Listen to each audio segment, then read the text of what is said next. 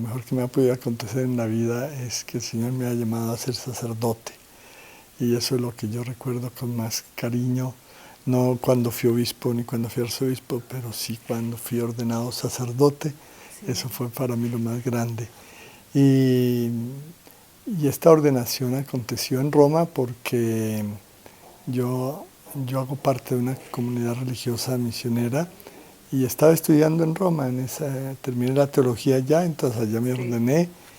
Y después de la ordenación, pues mis primeros años de sacerdocio fueron acá en Bogotá, ¿no?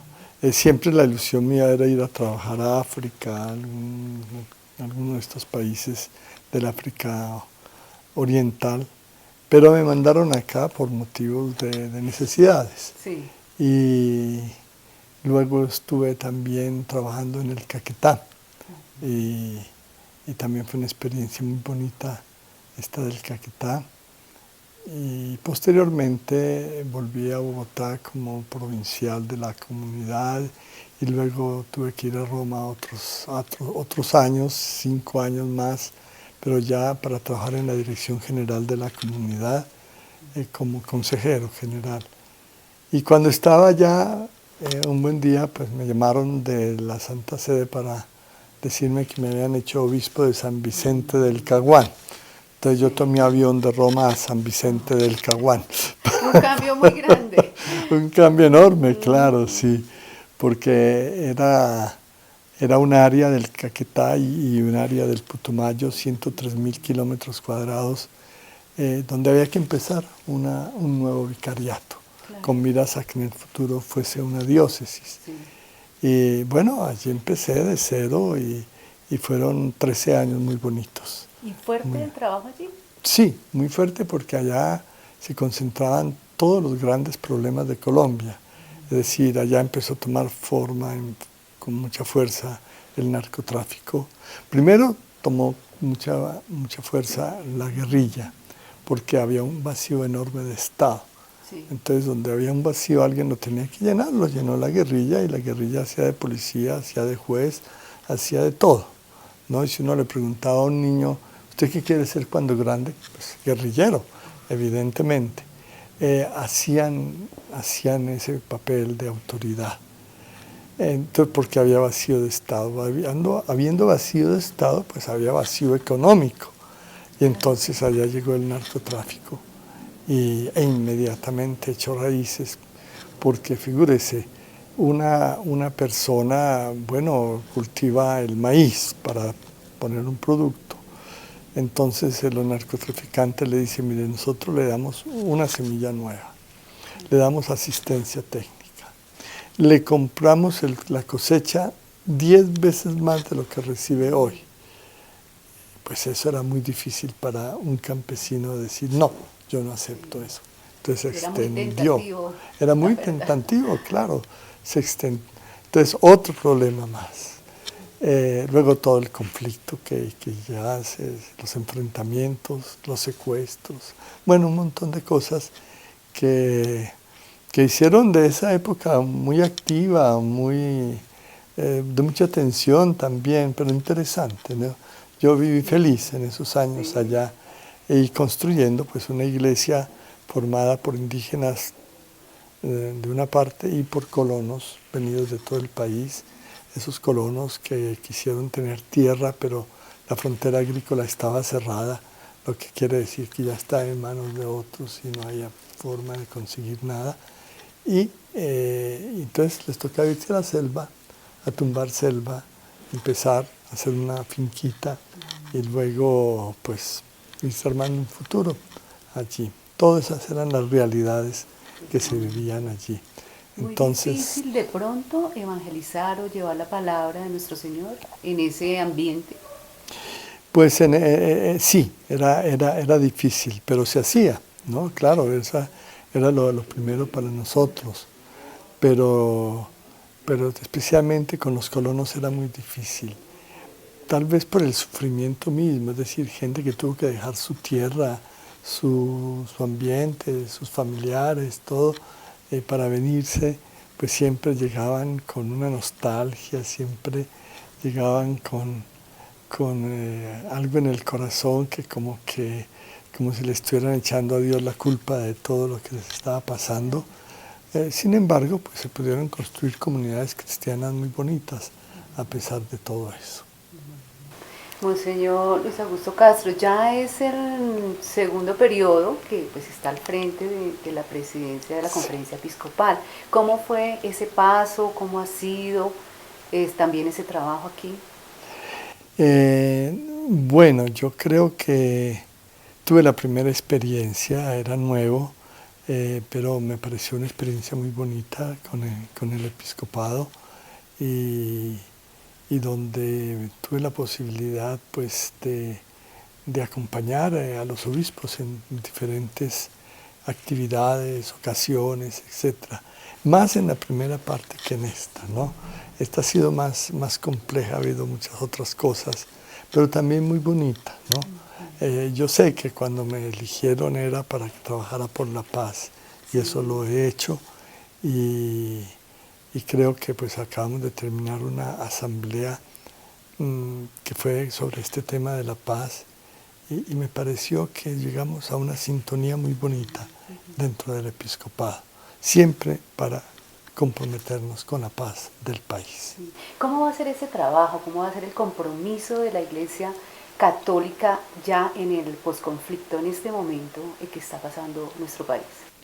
Sí, el posconflicto pues es lo que tiene que empezar una vez que se firman todos estos acuerdos, pero es el momento bonito, porque es el momento de construir una Colombia nueva, una Colombia donde se le vayan quitando todas esas cosas que dieron origen a la guerra. Por ejemplo, una política incluyente, donde todos puedan entrar, ¿no? Sin que se les cierre la puerta a nadie. Una economía solidaria. Nosotros somos el país, uno de los países donde hay la más alta inequidad en el mundo. El primero es Haití, el segundo es un país de África y el tercero somos nosotros, así dicho. Eso no significa que seamos el más pobre, sino que la proporción entre los pocos que tienen tanto y la gran cantidad que tienen tan poco es enorme. Y la brecha es grande. Sí, la brecha es grande. Y entonces el llenar esta brecha ha sido muy difícil. De manera que es una de las grandes tareas que tiene el posconflicto en lo que se refiere al aspecto económico. Y así podemos seguir con los demás aspectos de la sociedad. En todos hay que corregir algo, crear algo, renovar algo, para que Colombia vaya adquiriendo un rostro diferente, muy positivo. Entonces el posconflicto es una etapa de un gran desafío que nos pide mucha creatividad, mucha entrega y verdaderamente una voluntad de cambiar y de ser mejores. Yo diría que lo primero es lograr recuperar ese sentido humano que a veces la guerra, 50 años de guerra, nos ha llevado a dejar un poco como subdesarrollado. Diría que sí, que es que lo que la guerra afecta ante todo es la humanidad, porque uno frente a una guerra trata de defenderse, trata de protegerse, trata de ponerse una coraza, ¿no? Pero esa coraza, al mismo tiempo que lo defiende a uno, lo vuelve insensible ante el dolor de los demás, ¿no? Recuerdo en una ocasión cuando un sacerdote en San Vicente del Caguán murió de un infarto visitando una vereda. La gente se acercaba y me preguntaba, pero con un tono como cuando uno trata de averiguar si está haciendo sol o está lloviendo, ¿no? Así más o menos, ¿no? ¿Murió o lo mataron? Más o menos la misma cosa, es decir, cuando se borran los límites entre la muerte natural y el crimen, y la muerte provocada por alguien, pues estamos en una situación. Y esto es terrible.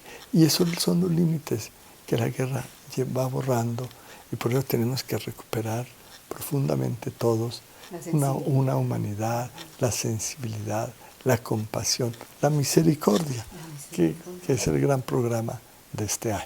Sí, y a propósito de la misericordia, es de pronto que uno como ciudadano diga, bueno, esto sí es verdad, que creamos en la paz y que ayudemos a la construcción de esa paz. O sea, que no me aleje y que sea indiferente. Sí, yo creo que la paz significa relaciones, relaciones humanas, relaciones con Dios, relaciones con la naturaleza, pero relaciones positivas, ¿no? Y en esto pues es fundamental la misericordia hacia los seres humanos, también hacia los que no son humanos, ¿no? Y naturalmente relaciones con Dios, pero por eso este mensaje es tan oportuno para nosotros, ¿no? Porque misericordia no es un sentimiento, la compasión es un sentimiento, pero ese sentimiento hay que traducirlo en acción. La misericordia es acción y es como un arte bonito, el hacer el bien a los demás, especialmente al que sufre. Esa es la misericordia y esa acción. La parábola del buen samaritano empieza con 10 verbos, que son 10 acciones, y ya le dan la idea de lo que es la misericordia. Actuar en favor del que está herido. Sí. Y es como si realmente fuéramos una nación privilegiada. Por ejemplo, este año la misericordia, lo que está pasando con este proceso de paz, la venida también que se anuncia pues, del Santo Papa. Bueno, pues son como muchos episodios juntos. Y episodios positivos, Exacto. claro, sí, en medio de las discusiones, pero se va hacia adelante a frenar la guerra, a empezar a convivir, a vivir como hermanos que se aman, no como lobos que se despedazan. Sí. Y qué bonito todo ese esfuerzo que quede como confirmado con la visita del Santo Padre, que lo esperamos por allá para el primer semestre del año entrante. ¿Ya se tiene de pronto un mes puntual o una fecha? No, ninguna, pero sí sabemos que es el año entrante y posiblemente el primer semestre. En eso insistimos mucho con el Papa, porque el segundo semestre es semestre de elecciones, entonces es mejor no mezclar las dos cosas, ¿no? Que él venga para una visita pastoral a Colombia. ¿Y de pronto algo del itinerario estará en Bogotá? No, todo eso, es decir, el Papa tiene allá un proyecto, claro, sí. Pero eso lo estudian allá, le echan tijeras, le ponen condiciones, todo eso. Hay que pensar que cuando venga el Papa tendrá 80 años, sí. Entonces hay que tratarlo con cuidado, no se le puede mandar por acá y por allá, ¿no? Claro. Eso también lo toman en cuenta en Roma. Y lo tomaremos en cuenta aquí, claro está. Monseñor Luis Augusto Castro, antes de terminar, sí. De pronto, alguna cosa que nos quiera, una anécdota, algo de toda esta vida al servicio de nuestro Señor, del trabajo a los demás, de la evangelización, que nos pueda contar, sí. O nos pueda relatar. En una ocasión, un pueblito que fui a visitar estaba muy amargado porque vivía asediado por la guerrilla. Entonces les dije, esta noche voy a dormir acá. Y al otro día llegaron todos contentos. Dormimos lo más bien. ¿Y por qué? Porque usted estaba aquí, ¿no? De la presencia del sacerdote con su gente. Claro. Eso es algo muy bonito, ¿no? Claro, sí. Son gestos de paz, que es bonito también decirlos aquí. Ustedes, bueno, muy bien. Transmite paz, sí. Trabaja por la paz, sí. Vive por la paz. Una de las bienaventuranzas se cumple. Se hace lo que se puede, sí, con ayuda de mi Dios, ciertamente. Bueno, señor, entonces un saludo para las personas que nos están viendo. A todos los que tuvieron la paciencia de escucharnos, pues un saludo cariñoso, que mi Dios los bendiga a todos.